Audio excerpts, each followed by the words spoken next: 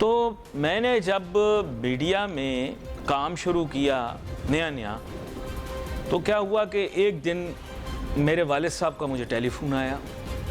मैंने उठाया, मैंने कहा हेलो। कहने लगे आपने टीवी पे क्या बात की है? मैंने कहा मैंने क्या बात की है? कह रहे हैं आपने पुलिस के मुतालिक कोई बात की है? मैंने कहा हाँ, मैंने यही कहा है कि बेज़ाब्तियाँ बहुत हैं, बदउनवानी बहुत है पुलिस के महकमे में। तो कहने लगे आपको ये बात कहने की ज़रूरत क्या थी? मैंने कहा ये तो बात हर कोई कर रहा है टीवी के ऊपर, कोई नई बात नहीं।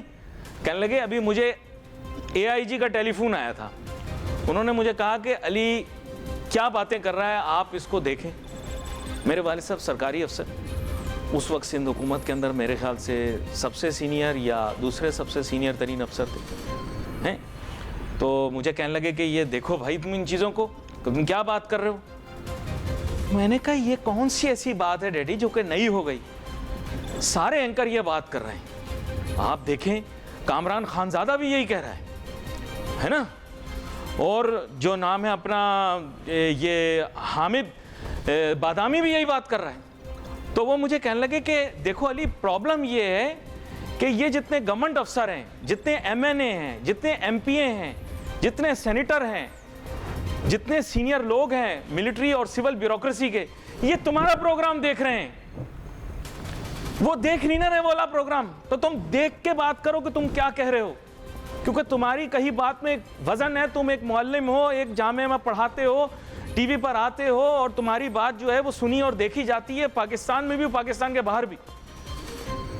ये मैं बना नहीं रहा बातें भाई, ये रियलिटी आपको बता रहा हूं। आज से कई साल पहले की बात है जब YouTube मशहूर नहीं हुआ था, ये आपको 15 साल पहले की बात बता रहा हूँ। YouTube था तो मुझे किसी ने कहा कि अली भाई आपकी सीढ़ियाँ जो है ब्लैक में बिक रही हैं रेनबो सेंटर में। मैंने कहा मैंने तो ऐसी कोई मतलब ऐसे कोई काम नहीं किया मशहूर के जिसकी वजह से मैं वहाँ पहुँचा रेनबो सेंटर। मैंने वहाँ चेक किया तो उसमें लिखा हुआ था सियासी चुटकुले के नाम से और तस्वीर मेरी बनी हुई। तो मैं शशुपंज का शिकार हो गया। मैंने उससे जाकर पूछा, उसने मुझे देखकर ऐसे सीडी को देखकर हैरानगी से कहा ये आप हैं? मैंने कहा जी। कहते हैं आप तो बेस्ट सेलर हैं। मैंने कहा क्यों लोग ये ले रहे हैं सीडी? कह रहे सर आप सच बोलते हैं इसलिए। मैंने कहा अच्छा।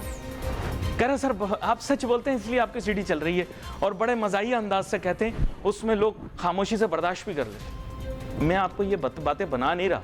पहले लोगों को लगता था मैं ब्लफ करता हूँ, फिर आहिस्ता आहिस्ता शुक्रिया अदा करता हूँ टिकटॉकर्स का कि जिनकी वजह से दुनिया भर के अंदर जब धूम मची तो लोगों को पता लगा कि पाकिस्तान का फ़नी एंकर कौन है। जब यूट्यूब पर सर्च करो तो पहला रिजल्ट मेरा क्यों आता है, जब आप गूगल पे सर्च करें और लिखें पाकिस्तानी फ़नी एंकर तो ये क्यों आता है। तो बात यह है कि मैं फ़नी नहीं हूँ, मैं संजीदा बात को लाइट अंदाज में पेश करता हूँ ताकि आप लोग बर्दाश्त कर लें, क्योंकि मेरी कौम के अंदर सच सुनने की बर्दाश्त नहीं, इसलिए मैं थोड़ा हल्का हाथ रखता हूँ। पहले मैं अमिताभ की तरह शुरू हो जाता था, एंग्री यंग मैन, जंजीर फिल्म में जैसा उसका किरदार था ना, ये कुर्सी को लात वो ये। फिर दुनिया ने मुझे सिखा दिया कि इस कौम को सच बर्दाश्त नहीं होता, इनको साथ में सौंफ खिला के सच बताओ ताकि सच भी सुने फिर सौंफ से हजम कर लें। मेरे साथ एक और ऐसा ही शख्स बैठा हुआ है जो इस तरह की बातें करता है, लेकिन मैंने इनको बताया हालात वाक़यात के तहत सौंफ साथ लेकर आए, खुद भी खाएं और सुनने वालों को भी खिलाएं। जनाब फारूक अफजल साहब ताजर सनतकार रहनुमा भी हैं, KCCI के MC मेंबर भी हैं और बहुत सारे और ओहदों के ऊपर फाइज भी रहे हैं। वेलकम करता हूं आपको शो में फारूक अफजल साहब। जी बहुत शुक्रिया अली भाई। अब बात ये फारूक अफजल साहब, माजरत शुरू में अपनी तशहीर में थोड़ा वक्त लगा दिया, लेकिन मेरे एक उस्ताद थे कामरान नज़मी, वो कहते थे यार अपनी मशहूरी करते रहा करो, मार्केट में बात चलती रहती है। मैंने कहा अच्छा। तो अब फारूक अफजल साहब आपसे गुफ्तगू का आगाज़ करते हैं। बात यह कि हालात जो हैं वो सियासी मंजरनामे पर नहीं जाता मैं, ठीक है, क्योंकि वो थोड़ा सेंसिटिव इशू है। अब माशी मंजरनामे पर आ जाता हूँ। कल भी मैंने इसी बारे में बात की। अब बात है IMF की। आपने डोमेस्टिक बहुत अच्छा प्रोग्राम इंट्रोड्यूस किया, मानते हैं 4 नुकाती जो प्लान आया है उसमें SIFC, green Pakistan, mines and minerals, anti smuggling, anti black marketing steps हैं, लेकिन 60 डेज़ और हैं। इलेक्शन में नहीं 60 डेज़ और हैं। उसके बाद जाहिर बात है फिर IMF को भी जवाबदारी देनी है। 60 दिन नहीं 65 दिन होंगे, 70 होंगे, आई डोंट नो, लेकिन कुछ शराइतें माननी पड़ेंगी आपको। नंबर 1 इंटरेस्ट रेट रजीम, एक एक करके लेकर चलता हूँ आपको, अब लंबाइयों में नहीं जाता। इंटरेस्ट रेट अगर बढ़ता है तो फिर क्या करेंगे? इस दफ़ा तो आपको इंटरेस्ट रेट की बात कहकर चुप करा दिया, ना आप लोगों ने बिजली पे शोर किया ना गैस पे। जी क्या कहेंगे? जी बिस्मिल्लाहिर्रहमानिर्रहीम। एक्चुअली देखिए अली भाई, बात यह है कि IMF से जो भी हमने एग्रीमेंट्स किए और वो बिल्कुल पिछली गवर्नमेंट ने जाते जाते उसको साइन किया, और उनकी वो तमाम जो भी उनकी टर्म्स एंड कंडीशंस थी, जो अगर मैं और आप अगर बैठ के उसको डिस्कस करना शुरू करें, so I believe that you and me won't like those terms and conditions for a country like Pakistan. ठीक है, क्योंकि जिस कंडीशन में थे उनको ये पैसे ज़रूरी लेने थे, अदरवाइज़ देखिए मैं तो ये समझता हूँ, आप समझे ना समझे या आवाम समझे ना समझे, हम किसी हद तक जो है ना डिफ़ॉल्ट कर चुके हुए हैं। अब उसकी शक्ल चेंज है और वो उसको मज़ीद थोड़ा सा बेहतर करने के लिए इन्होंने ये ट्रेंच लिया और उसकी तमाम कंडीशंस को मान लिया। उसका नुकसान क्या हुआ देखिए, इतने 1 साल लगाने के बाद हम इस हालत में चले गए पाकिस्तान। देखिए इस वक्त जो इन्फ्लेशन हमारा इस वक्त भी इट्स अबव 30%, उस वक्त 48% था, 40% था, और हमारे इस मुल्क की जो महंगाई है, जो भी चीज़ें हैं। अब देखिए IMF ये नहीं कहता कि आप जनाब किस किस चीज़ में रेट बढ़ाएं। IMF कहता है कि भाई आप बताइए कि मैं जो पैसे दे रहा हूँ आपको, आप ये पैसे मुझे कैसे लौटाएंगे। ठीक है, फिर हमारा काम होता है, हमारे लोगों का काम होता है जी कि हम उनको बताते हैं कि रेवेन्यूज़ कहाँ से हम जनरेट करेंगे, हम ये इतना आपको देंगे, अब 9,000 सपोज ट्रिलियन रुपीज़ चाहिए आपको, तो हम जी वो आप कैसे देंगे आपको।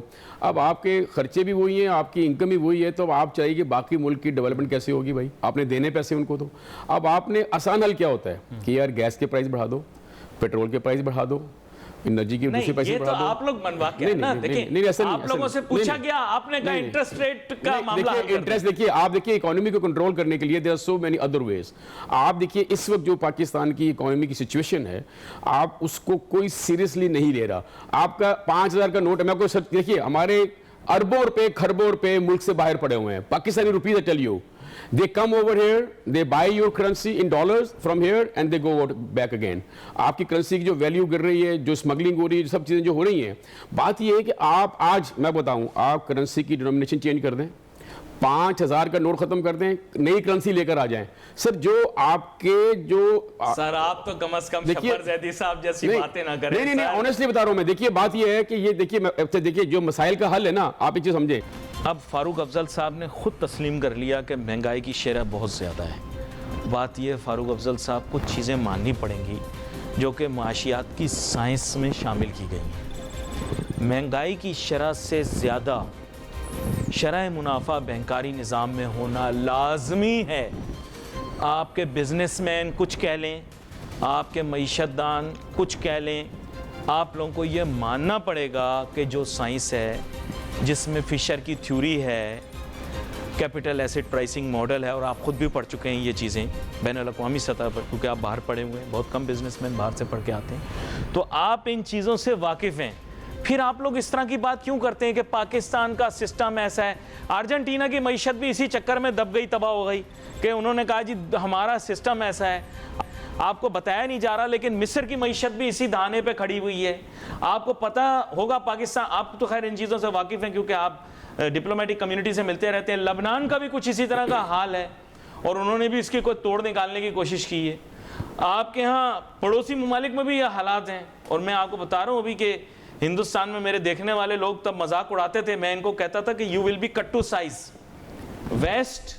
ये मैं अपने सारे इंडियन व्यूअर्स को बता रहा हूँ ये बात, क्योंकि इंडिया के अंदर मेरी शोहरत पाकिस्तान से ज्यादा है। You will be cut to size by the West, you are growing at a much faster pace than you should be, this is a problem and they will cut you to size, both diplomatically, economically and politically. इतनी बड़ी बात मैंने कर दी फारूक अफजल साहब, geographically है ना। ये बात सारे मीडिया पे यही शोर है ना, आप देखें सारे मीडिया पर तो एक सिख रहनुमा का शोर है ना, जो कनाडा के अंदर वाकया पेश आया है।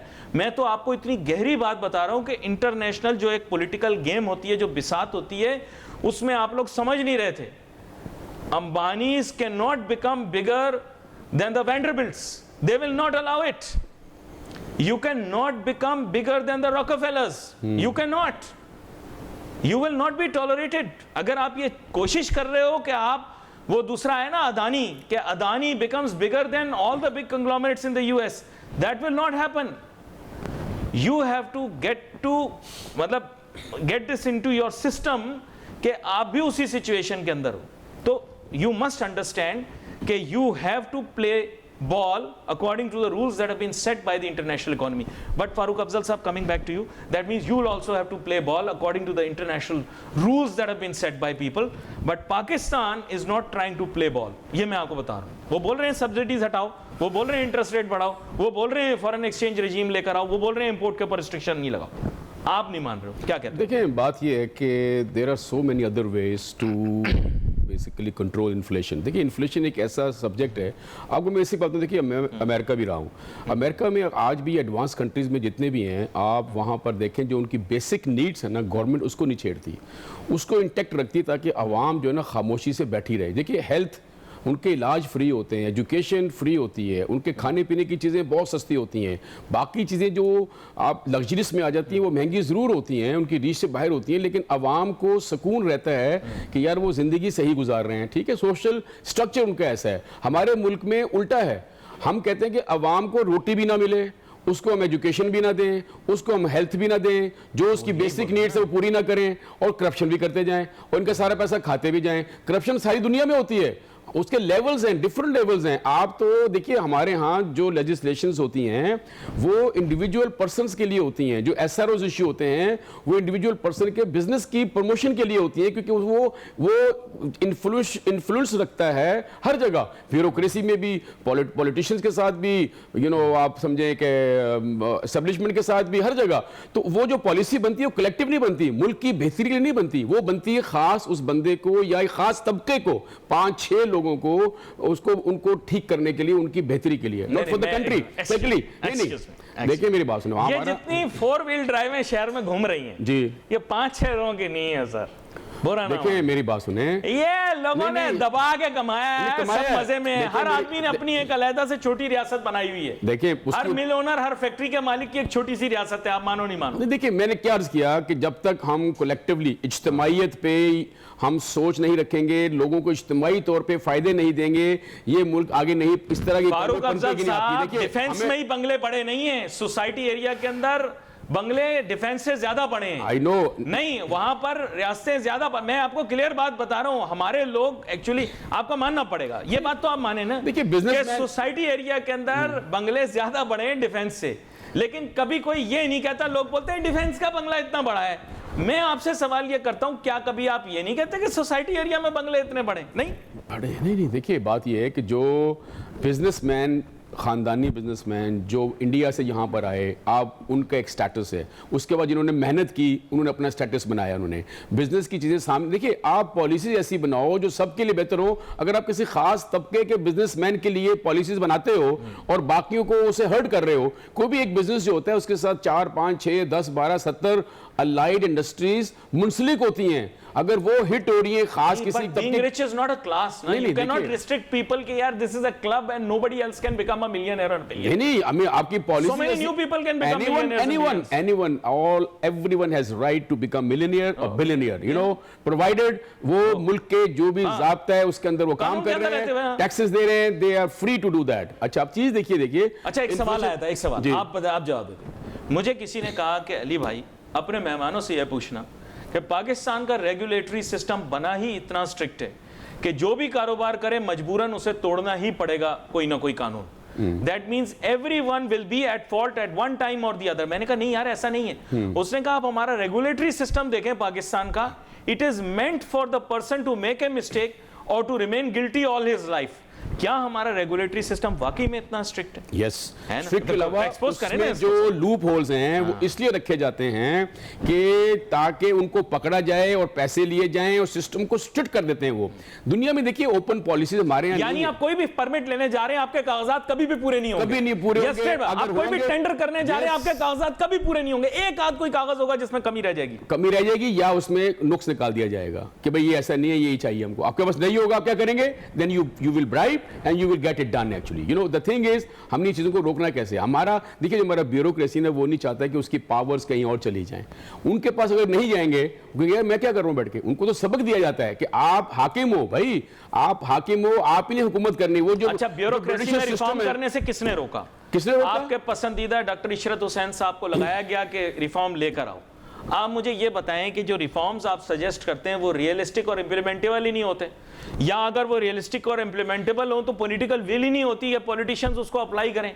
आप मुझे बताएं, वैसे तो कवानीन आधी रात को भी पास कर दिए जाते हैं, लेकिन ब्यूरोक्रेटिक रिफॉर्म का एक भी कानून पास नहीं किया, ना पीटीआई ने किया, ना पीपल पार्टी ने किया, ना नॉन लीग ने किया। मैं आपसे जानना चाह रहा हूं, सुने मेरी बात सुने, बात यह है कि जिन लोगों के लिए आपने चेंज करना है, उन्होंने ऐसा शिकंजे में आपको जकड़ा हुआ है इस मुल्क को कि आप हिल नहीं सकते उनके बगैर। देखिए, आपको पॉलिटिकल सिस्टम चेंज करना पड़ेगा अली भाई, पॉलिटिकल सिस्टम जहां पर पावर्स आपको डेलीगेट करनी पड़ेगी डाउन द रोड। बता रहा हूं आपको, देखिए आपको ये ब्यूरोक्रेसी ही खत्म करनी पड़ेगी, रिफॉर्म लाने की जरूरत नहीं है सर। ऐसे आप नहीं, ऐसे नहीं, देखिए इमोशनल रेवोल्यूशनरी, ये नहीं, ऐसे नहीं। आपका जो सिस्टम है, आपकी जो पावर्स हैं, that should go down to the local bodies, they should run the cities as a mayor. This is शब्बज़ैदी लाइक सॉल्यूशन। नहीं, नोट खत्म कर दो, ये ऐसे नहीं, ऐसे नहीं। देखिए, आप स्टेटस को में रहना चाहते हैं, नहीं, इस सिस्टम में रहते हुए ऑर्गेनिकली ठीक करो। आई एम सॉरी, देखिए ये जो सिस्टम है ना, you need to change this system. You cannot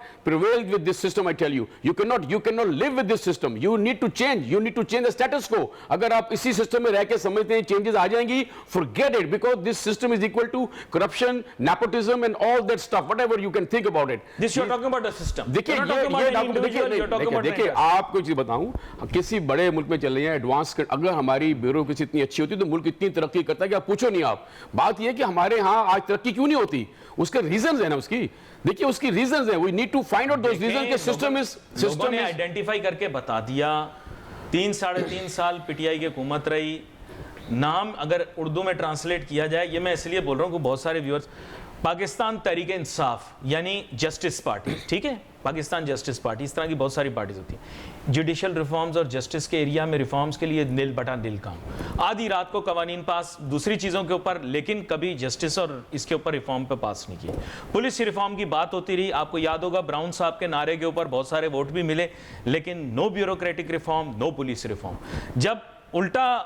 जब तलवार उल्टी हो गई और इनकी तरफ मुड़ गई तो इनको पुलिस रिफॉर्म याद आ गए, तब इनको खवातीन पर सर ये देखें काम करने वाले नहीं किए। अच्छा अब आ जाए नून लीग पे आ जाए, पीडीएम की गवर्नमेंट पे आ जाए। पीडीएम की गवर्नमेंट को मौका मिला, उन्होंने भी कोई खास रिफॉर्म नहीं किए। कानून साजी कितनी की, आखिरी 3-4 दिन के अंदर की, मान ली बात आपको। पीपल पार्टी ने ह्यूमन राइट्स की बात की, ह्यूमन राइट्स पे वो आपकी जो बड़ी फेवरेट वजीर है, अल्लाह उनको सेहत दे, क्या नाम उनका, वो जो शीरी मजारी, बताया करो यार, पेशकार आप बताया करो।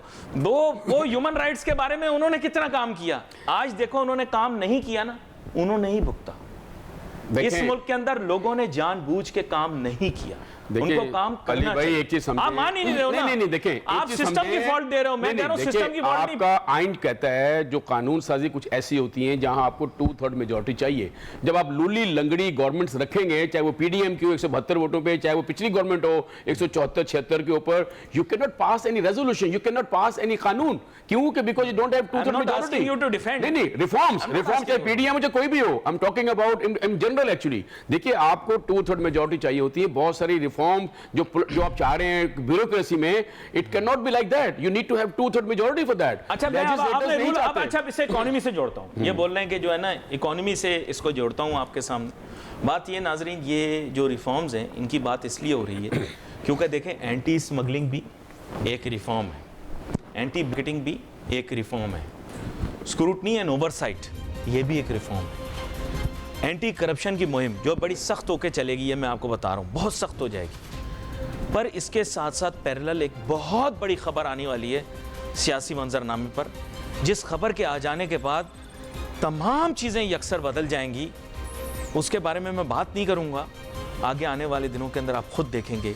सूरज के ज़्यादा नज़दीक नहीं जाता, कहीं मेरे परों को आग ना लग जाए। देखो इंसान जो है परवाज़ करता रहे ये अच्छा है, ऊंची हो या नीची परवाज़ हो, बंधा रहता तो हवा में है।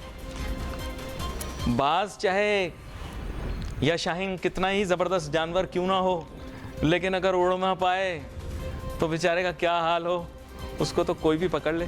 खैर इसीलिए कहते हैं कि परवाज़ करते रहनी चाहिए। तो बात यह है कि परवाज़ के उसूलों के हिसाब से मैं कारोबार, मईशत और सनत पर ही गुफ्तगू करता हूँ। अब बात यह है कि मेरे फाजिल दोस्त फारूक अफजल साहब हमेशा इस सवाल को डॉज कर देते हैं, क्योंकि ताजिर सनतकार बिरादरी के नुमाइंदे हैं। बात यह है कि सर आपको प्लान भी दे दिया, आप लोगों ने जिद की, इंटरेस्ट रेट भी नहीं बढ़ाया, हमेशा के लिए नहीं है ये रूल आपके लिए, आप लोगों को वन टाइम मिली है ये चीज़, आप लोगों ने जिद की तो हमने कहा चलो ये लो इंटरेस्ट रेट नहीं बढ़ाते, मान ली आपकी बात। लेकिन अब बात यह है कि अब आप लोगों को कारकर्दगी दिखानी है, जो मैं आपको गारंटी 110% बताता हूँ आप लोग नहीं दिखा पाएंगे। ना आप लोग एक्सपोर्ट बढ़ा पाएंगे, ना आप लोग इंपोर्ट कम कर पाएंगे, वो तो आप कर भी नहीं सकते IMF की नई रजीम के अंडर, WTO की जो रजीम एग्जिस्ट करती है। तीसरी बात यह है कि आप GDP ग्रोथ रेट नहीं दिखा पाएंगे। और पांचवी बात भी आपको बता दूं, क्लियर कट, पांचवी बात बड़ी क्लियर कट कि आप लोग ट्रेड बैलेंस को जब मैनेज नहीं कर पाओगे तो अनफॉर्चुनेटली फ्री मार्केट मैकेनिज्म के तहत करेंसी में भी स्टेबिलिटी मेंटेन नहीं हो पाएगी। यानी सरकार ने, इदारों ने सब काम करके दिखा दिए, प्राइवेट सेक्टर परफॉर्म नहीं कर पाएगा। फिर भी मैं आपको गारंटी देता हूँ, आप लोगों की मीटिंग हुई, आप लोगों ने अपने काम करवा लिए, लेकिन बात यह है कि मैं आपको बता दूं आप लोग अपने परफॉर्म नहीं कर पाओगे, आप लोगों के पास कोई बहाना नहीं होगा। क्या कहते हैं? देखिए अली भाई, आप ये जो एक्सपोर्ट की बात कर रहे हैं, पहले उसको मैं लेता हूँ कि एक्सपोर्ट नहीं बढ़ पाएगी। क्यों बढ़ेगी एक्सपोर्ट? आपका जो हमारा जो एक कम्पिटिटिव जो एज है, अगर आप देखें जो इंफ्रास्ट्रक्चर है, जो हमारा वो यूटिलिटीज चार्जेस हमारे हैं, अगर आप समझ लें कि गैस की प्राइसेस बढ़ा के, बिजली की प्राइसेस बढ़ा के, पेट्रोल की प्राइसेस बढ़ा के और करेंसी की इतनी डिवैल्यूएशन के साथ आप समझते हो प्रोडक्शन आपकी हो नहीं रही, कॉटन की क्रॉप, हम कॉटन ग्रोइंग कंट्री हैं। फेसबुक के ऊपर तो हर ताजिर सनतकार बाहर घूम रहा है, नहीं, हर ताजिर सनतकार बाहर घूम रहा है, अपनी तस्वीरें लगा रहा है। नहीं, ये कहां से हो रहा है सर? देखिए बात ये कैसे हो रहा है? जब तक देखिए आपको कंड्यूसिव एनवायरनमेंट करना पड़ेगा एक्सपोर्ट बढ़ाने के लिए। एक्सपोर्ट बढ़ने के लिए 3 महीने में एक्सपोर्ट नहीं बढ़ती, आपको कॉन्फिडेंस लाना पड़ता है कस्टमर्स का, फॉरेन कस्टमर्स का।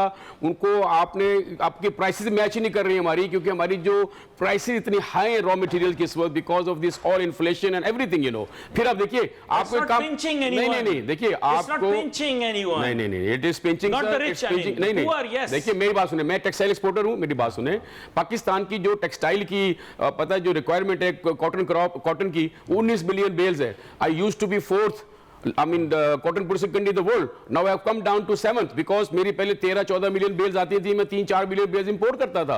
अब 8, मेरी इस वक्त प्रोडक्शन मुल्क की 8.5 मिलियन बेल्स हो गई है। मुझे 10 से 11 मिलियन बेल्स इंपोर्ट करनी पड़ेंगी 300 रुपए के हिसाब से, और मैं उसको जब कन्वर्ट करूंगा, आप सोच ले कि मैं कैसे कम्पिटिटिव हूंगा मार्केट में। अगर मेरी अपनी कॉटन होती तो ये 300 रुपए अगर डॉलर पैरिटी जो आई है, मेरी एक्सपोर्ट बहुत बढ़ चुकी होती। लेकिन हमने रॉ मटेरियल को, जो करेंसी हमारी इस वक्त इतनी जो डिप्रेशन में है, डिवैल्यूएशन हो चुकी है उसकी, उससे मैं कंपीट नहीं कर सकता इंटरनेशनल मार्केट में। क्यों? This is an import based country. हमारी पॉलिसीज आज तक नहीं बनी कि जो इंपोर्ट सब्स्टिट्यूट इंडस्ट्रीज होनी चाहिए, आप मॉनेटरी पॉलिसी, क्योंकि आप ताजिर सनतकार मॉनेटरी पॉलिसी आजादाना बनने ही नहीं देते। नहीं, देखिए जब बनना शुरू होती है आप लोग कहते हो कम कर दो, आप मुझे बताइए इंटरेस्ट रेट क्यों आप बढ़ाते हो? बताओ मुझे, क्यों बढ़ाते हो आप? महंगाई की वजह से, ताकि श्रिंक की जाए, इन्फ्लेशन ना हो, सर इन्फ्लेशन में कमी आए। नहीं हो, देखिए पाकिस्तान वो एडवांस कंट्री नहीं है जहां पर आप, ये एडवांस कंट्री में होता है हाजी साहब। पाकिस्तान में देखिए 22% 24-26% में मैं फाइनेंसिंग करके कैसे काम करूंगा? आपकी बात नहीं मानेगा, आप कह रहे हैं 2+2 पाकिस्तान में 4 नहीं होगा, ये कैसे हो सकता है? आप इंपोर्ट की बात करें ना, आज आप पाबंदियां लगा दें, जितनी जो फॉरेन एक्सचेंज कंपनीज को बंद कर दें, आप सारी ट्रांजैक्शन बैंक से हो, जो जिसका बैंक अकाउंट होगा वो डॉलर ले सकता है, डॉलर भेज सकता है। आप कंट्रोल करें उसको सर, आप कंट्रोल करें। में इतनी फॉरेन एक्सचेंज कंपनी आउटलेट्स बनी हुई है, कोई प्रॉब्लम नहीं है, आपके यहां बंद कराने से क्या होगा? वहां की अक़वाम है, हम अवाम है, हमारी जो अवाम है वो मिनहसल, हम करप्ट लोग हैं, हम we always try to find filthiest ways basically to take the advantages. तो हमें ये देखना है। अच्छा सुने, आप बैंकिंग चैनल लाओगे, मनी चेंजर को बंद करोगे, हुंडिया वाले का बिजनेस शुरू हो जाएगा। सर नहीं होगा शुरू, क्या फायदा? सबको काम करने दो, उस लेवल पे नहीं होगा, नहीं होगा। शपरज़ैदी अप्रोच, इसको बंद। नो, सर आपको इकोनॉमी को देखिए, आप 5000 के नोट को बंद कर दो, रिमूवल ऑफ जीरो कर दें। दिस इज नॉट, देखिए आप करेंसी में रिमूवल ऑफ जीरो करें, ईरान में हुआ, ब्राजील में हुआ, सब ने उस चीज को कंट्रोल किया, इन्फ्लेशन को। आप रुपये की वैल्यू को बढ़ाना है ना आपको, आप करेंसी डिनोमिनेशन चेंज करें, आप करेंसी को चेंज कर दें। आप देखिए जो करप्शन, जो इस किस्म की चीजें हैं, उसको there are other ways to do that. Actually inflation को रोकने के लिए आप सब कर सकते हो। प्रॉब्लम क्या है कि विलिंगनेस चाहिए इन सब कामों लोगों के लिए, because you are protecting certain तबका जिसको आप नहीं करना चाहते हो ये चीजें। हम ये बातें करके नहीं यार ये नहीं करो, करेंसी चेंज को बंद नहीं करो। देखिए for drastic you have to take some drastic changes, drastic decision. Excuse For 1 me, year, आपने 6 कहा months. कि सूदिया निजाम पाकिस्तान के मसाइल की जड़ है। बिल्कुल है। आप कहते हैं कि नया मॉनिटर, आप कहते हैं कि 5000 का नोट बंद करो, फिर बाकी सारी चीजें बैंक से करवाओ, तो eventually you force everyone to go to the bank. Bank तो जाना पड़ेगा। नहीं तो अब देखो ना फिर नहीं आप समझे नहीं, have to be very clear. नहीं देखिए हमारा then people will have to go to the conventional banking system. Conventional banking That means you are forcing everyone क्या बात to हुई? अगर 5000 का नोट आपके चलने दो, businessman कहते हैं हम तो कर्जा नहीं अगर लेते। 5000 नोट चलने दो तो ठीक है, वो इस्लामिक सिस्टम है। 5000 का बंद कर दो। नहीं मैंने ये नहीं कहा, आपने कहा ना कि आप नोट बंद करा रहे नहीं, हो। मैं ये कह रहा हूं कि इस पर इख्तिलाफी नोट आ सकता है। नहीं देखिए नहीं, हमें नहीं, मुल्क की देखिए। मुफाद में फैसले करने से आपको ये सब चीजें रोकने के लिए करना पड़ेगा। आप करेंसी आप चेंज कर दो, हमारा खरबों रुपया मुल्क से बाहर पड़ा हुआ है सर। हमारे जो डॉलर, हमारे रुपये को जो धचका लगता है वो आप रुपये डॉलराइज यहाँ से कर लो, struggle चलो, हुआ आप हुआ है। डॉलराइज कर लो, डॉलराइज आप क्या पूरे मुल्क को डॉलराइज कर लो। लेबनान ने नहीं किया क्या? कर ले आप मैं तो कहता हूँ रुपये का नाम चेंज करो आप यार। अर्जेंटीना ने नहीं किया, सबने किया। देखिए आप कर रहे हैं लोग डॉलर, आप डॉलराइज कर लें, ऐसे बट डॉक्यूमेंटेशन होगी उसके अंदर, जाहिर बात है। तो यही डॉक्यूमेंटेशन ही पे मैं जोर देना चाहता हूँ। This is now you come to the आपने पॉइंट। कहा आप कि सर आपके यहाँ पर फाजिल दोस्तों ने कहा, रिच और वेल्दी लोगों ने, खुद तो उन लोगों ने डॉलरें खरीदी, बाहर के मुल्कों में घूमते फिरते, फेसबुक के ऊपर कोई बंदा पाकिस्तानी नहीं टिक रहा, हर बंदा बाहर घूम रहा है। मैं आपसे ये जानना चाह रहा हूँ जी, तस्वीरें ले रहे हैं, ऐसी जगहों पर भी तस्वीरें ले रहे हैं जहां पर तस्वीर लेना मुनासिब नहीं है मेरे नज़दीक, लेकिन फिर भी ले रहे हैं वहां पे तस्वीरें। लेकिन मैं आपको वैसे बोल रहा हूं कि वो कहां से आ रहे हैं भाई? ये सब खर्चा होता है, ये दिरहम, रियाल हो, डॉलर हो, ये सारे खरीदे जाते हैं, ये रुपया देकर दूसरी करेंसी को खरीदा जाता है। एक मैं बात कर रहा हूं आपसे, तो आप मुझे बताएं कि खुद तो उन लोगों ने फॉरेन एक्सचेंज के अंदर अपने सारे एसेट्स कन्वर्ट कर लिए होंगे, या बहुत सारे एसेट्स कन्वर्ट। कितने लोग होंगे जो ट्रैवल कर रहे हैं? वो तबका होगा जिसकी आपने बात की, जो पावरफुल तबका। नहीं देखिए कितने लोग पावरफुल होंगे तबका, सर। पावरफुल तबका। बिजनेसमैन भी देखिए, सारे बिजनेसमैन इस तरह नहीं जा रहे। अली भाई आप एक चीज समझे, जिनके बहुत किस्म के बिजनेसेस हैं, they have to travel as per their needs. Actually it's not they are going for a pleasure trip. नहीं देखिए, मैं अगर जाऊंगा, बिजनेस ट्रैवलर को मैंने कभी नहीं रोका। देखिए तो वो अगर जाएगा, अगर तस्वीर बना के वो छाप देगा, तिजारत करना तो बड़ा मुबारक पेशा है। मैं कब बोल रहा हूँ कि बिजनेस ट्रैवल नहीं करो, मैं तो बोल रहा हूँ बल्कि तिजारत क्या, ट्रैवल करना ही बहुत मुबारक काम है, करें। मैं कब मना कर रहा हूँ? मैं तो कह रहा हूँ 100% करें, या दूसरों को भी करने देना। आप क्या अपने लिए बस करें? मैं जाऊं तो मुझे ना मिले, आप जाएं तो आपको मिल जाए। आपकी बात नहीं कर रहा, नहीं है। देखिए ये बात मैं कह रहा हूं, लेवल प्लेइंग फील्ड। बहुत सारे इस वक्त जो हमारे ताजिर लोग, businessman, industrialist, whatever you know, अगर वो साल में 6 दफा ट्रैवल करते थे, they have come down to 2। Money changer ने मुझसे इतने सवाल पूछ लिए, इतने, यकीन करो शादी के टाइम पे मेरे ससुराल वालों ने मुझसे नहीं पूछे, कहां से आए हो, किधर से आए हो, शनाख्ती कार्ड, तस्वीर दिखाओ, मोहर लगाओ, फला करो, ऐसे तस्वीर खिंचवाओ, ऐसे खिंचवाओ। मतलब आप मुझे बताओ, इतने आपने सवाल पूछ लिए मुझसे, इतना ज्यादा हेवीली रेगुलेटेड, और आप कह रहे हैं स्मगलिंग हो रही है इसके अंदर currency. They are basically the main reasons for the currency smuggling out of Pakistan. I tell you, not all, no laundering, no money laundering, जो उनके कनेक्शन होते हैं बाहर। अगर देखिए, अगर आप सब कुछ बैंक के थ्रू कर देंगे ना sir, everything will be documented. Sir आपके बैंकों के ऊपर क्या क्या नाम आ रहे हैं, मैं मुंह नहीं खोलना चाहता क्योंकि प्रोग्राम मेन स्ट्रीम है, वरना आपको पता है किन किन बैंकों के नाम आ रहे हैं।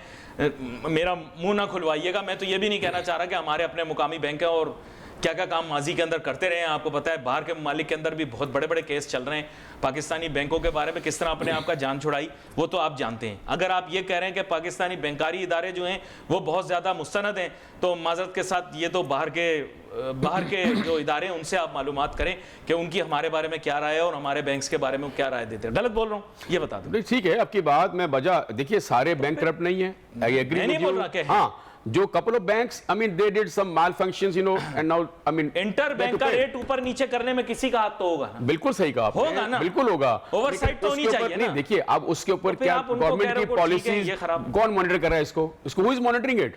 Where is state bank? Where is the government? Where are the policies? देखिए ये कौन बनाएगा इस चीज को? अगर उनको आपने माध्यम पे आजाद किया हुआ है, there should be some, you know, देखिए अकाउंटेबिलिटी क्रिएट करनी पड़ेगी ना आपको अली भाई। It's not only that you are responsible, you have to create certain accountability for that. Why? But that comes to reform ना. Reform. You are saying that from the root finish it. Sir root finish देखिए इस तरह नहीं होता ना. आप कह रहे 5,000 का नोट खत्म कर दो, खत्म करें, मनी चेंजर के खिलाफ चले जाओ, उसको यूं कर दो, ऐसे नहीं सर. ये वो रीजंस हैं. रिफॉर्म इनसाइड होता है, स्लो एंड स्टडी. नहीं, ये रिफॉर्म का हिस्सा होगा. अगर आप 5,000 का नोट खत्म करते हैं, this is part of the reform. अगर आप मनी एक्सचेंज को खत्म करते हो, this is part of reforms actually. देखिए आपको ये एक्शन लेने हैं कि मैं अपने मुल्क की जो करेंसी, मेरे मुल्क की जो वैल्यू है, उसकी डिवैल्यूएशन कैसे कम हो सकती है. लेकिन अगर बैंक्स कंपीट नहीं करेंगे मनी चेंजरों के साथ, तो फिर तो वो शूटर पे मुहार हो जाएंगे ना. नहीं, कुछ नहीं होगा. Money changing is a separate business. नहीं, देखिए जब money exchange is a separate business, banks are separate. अरे भाई, जब मैं बाहर पढ़ने गया ना, तो व्हाट वी डिड, हमें बैंक जाके मेरे पासपोर्ट पे उन्होंने स्टैंप लगाया, सब कुछ किया, पैसे लिए वहां से हमने, ठीक है. उस वक्त बैंक कंट्रोल करता था. अब क्या हुआ है, वो बैंक के रेट पे मुझे पैसे मिलते थे, मैं अपने रुपये अपने बैंक को देता था, मैं बाहर नहीं देता था उस पैसे को, ठीक है. उसमें क्या हुआ कि चीजें कंट्रोल थी, आपकी मनी जो वैल्यूएशन थी that was very strong at that time. अभी आप देखिए कि अगर आप ये डॉक्यूमेंटेड कर देंगे इस चीज को कि भाई everyone whosoever wants to basically exchange their currency, he और she has to have an account in any bank. अगर बैंक अकाउंट है, they can get money. Dollar ले लो, सब चीज लो आप. अपनी जो बैंक्स हैं, they should work as money exchange companies, no problem. लेकिन they have applied for the license. Let's hope what happens. मेरे बाबा खत्म हो गया, टाइम खत्म हो गया. बहस बहुत लंबी थी और चलती रहती, और जाहिर बात है बहस मुबाहिसा ही लोग देखते हैं ज़्यादा शौक, क्योंकि लोग भी चाहते हैं कि कोई हल निकले, लेकिन वक्त कम होता है, तो इस वजह से मंतकी अंजाम तक पहुंच नहीं पाए. आगे आने वाले दिनों के अंदर दोबारा से इनको मदऊ करेंगे ताकि इसी गुफ्तगू को यहाँ से आगे लेकर चलें. We wait for message on Facebook. Ali Nasir हमारी टीम को जा दीजिए. अल्लाह हाफ़िज़.